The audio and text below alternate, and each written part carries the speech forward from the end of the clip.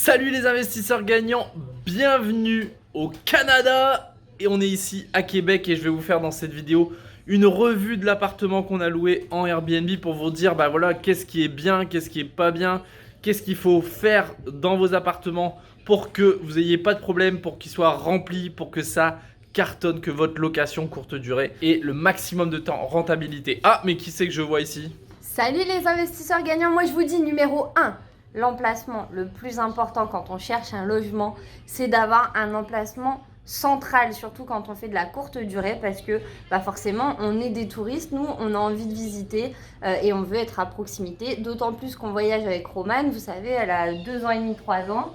Enfin, elle aura bientôt 3 ans et il faut que ça soit facile. Alors, location courte durée, attention, ne veut pas dire uniquement tourisme. Au contraire, il faut toujours, si vous pouvez avoir les deux, c'est-à-dire du business et des touristes, c'est encore mieux. Nous, on prend des Airbnb, pourquoi? Parce que avec la petite, ça permet d'avoir 2 chambres. Dans les hôtels, c'est compliqué d'avoir 2 chambres côte à côte parce qu'on aime bien dormir séparés.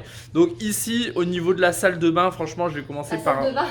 Ici, la cuisine, je vais plutôt commencer pièce par pièce, vous dire ce qui est bien. Elle est plutôt bien équipée, franchement, pas de problème sur la salle de bain. Ce qui est important... Mais c'est pas la salle de bain, c'est la cuisine. Ah oui, je sais pas, j'ai un truc avec la salle de bain. La cuisine, faut que j'aime mieux laver, c'est peut-être pour ça. La cuisine, du coup, bien équipée, micro-ondes, important, four.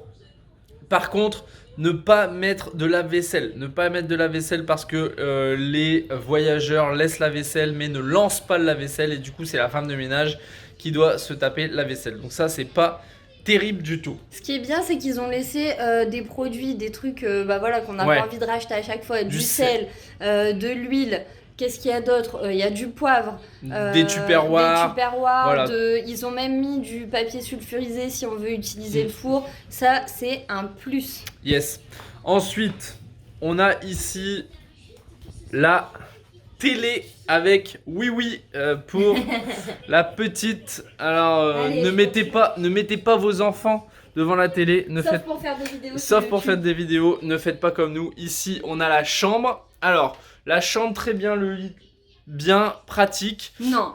Confortable. Ça pourrait être mieux s'il était un peu plus grand. C'est un 140, un 160, c'est l'idéal. Ça plaît au plus grand nombre. Et deuxième problème, problème qui en est un pour moi qui suis un peu sensible à la lumière, c'est que c'est des simples rideaux et ça n'occulte pas complet. Et gros problème ici par contre. Ah oui, gros problème aussi. Gros problème, porte vitrée au niveau de la chambre, ça on recommande pas du tout. Yes, point bien pratique, ils ont pensé à un miroir pour madame qui se fait belle et deux rangements pour les affaires. Donc ça c'est ok. Ici ils ont mis dans le salon un canapé clic-clac. Donc ça c'est bien, ça permet d'accueillir du coup jusqu'à 6 voyageurs. Ici la salle de bain est plutôt bien. Ouais, alors ici les interrupteurs c'est un peu spécial. Je sais pas si c'est... On vient d'arriver au Canada donc c'est pas... c'est un peu voilà des trucs comme ça. Donc la salle de bain est très très belle. Une belle douche. Mais problème, ce n'est pas un mitigeur. C'est, je vous montre. Si on arrive à voir, voilà, c'est 2 robinets séparés, eau chaude, eau froide, et ça c'est pas bien du tout. Pour la consommation, parce que forcément comme vous galérez à régler la bonne température, une fois que vous avez trouvé la bonne température qui vous correspond, vous n'avez pas envie de couper l'eau et donc ça fait de la consommation en plus. Par contre, ce qui est bien, au niveau des produits, là on a vraiment tout. Ils ont mis gel douche, shampoing, il y a même l'après-shampoing. Ça c'est le petit plus, c'est top. Yes, qu'est-ce que j'allais dire? Au niveau du linge, plutôt qualitatif. Alors c'est pas du linge blanc, ce qui est pas mal, puisque nous, dans nos Airbnb, c'est du blanc. Et le blanc, ça se salit un petit peu plus. Mais voilà, après ça, franchement... ils gèrent le linge eux-mêmes, ça se voit. Ouais, ils gèrent le linge eux-mêmes.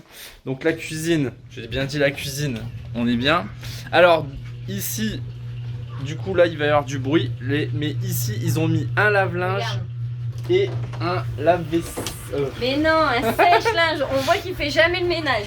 Alors c'est machine américaine, c'est très très large, mais en gros sèche-linge et lave-linge. Et lessive à disposition, ça c'est pratique. Pensez à mettre, si vous mettez un lave-linge dans vos Airbnb, de mettre Un lave-linge, j'ai dit. Oui, de De mettre un, comment on appelle ça, une pastille de lessive, un truc comme ça.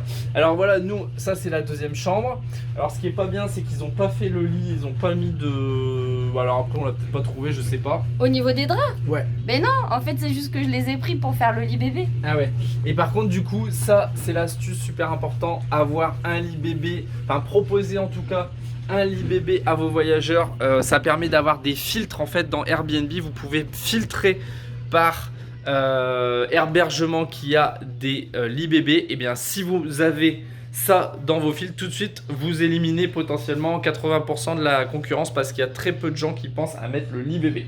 Au niveau de l'entrée du Airbnb, ce qui est très bien, c'est que c'est une entrée autonome, c'est-à-dire que vous avez une boîte à clés, il a automatisé les messages, vous pouvez arriver quand vous voulez, donc ça c'est super intéressant. Automatisez vos Airbnb, ne payez pas des gens à attendre vos voyageurs, mettez en place un système automatisé. Comme on vous l'explique, si ça vous intéresse dans la formation, vous cliquez sur le lien dans la description. Et ensuite, deuxième chose, eh bien, il a préparé un guide d'accueil. Alors, en français en plus, mais c'est normal puisqu'on est au Québec, ça parle français. Enfin, français avec un bon accent quand même.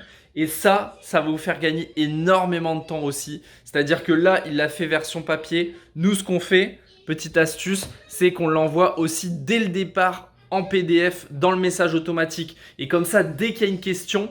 vous répondez gentiment à votre voyageur que eh bien, la réponse elle est dans le guide qu'il peut télécharger en cliquant ici. Comme ça, vous éliminez 99,9% des questions et vous êtes tranquille. Tu veux rajouter quelque chose? Tout à fait d'accord avec toi, Simon Leclerc.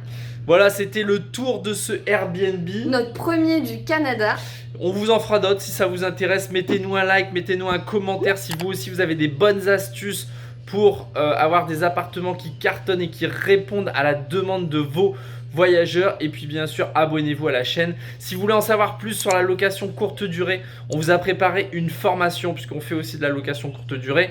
Vous cliquez sur le lien dans la description juste en dessous, vous inscrivez et on vous explique tout. Et en attendant, on vous dit l'aventure continue. À bientôt au Canada.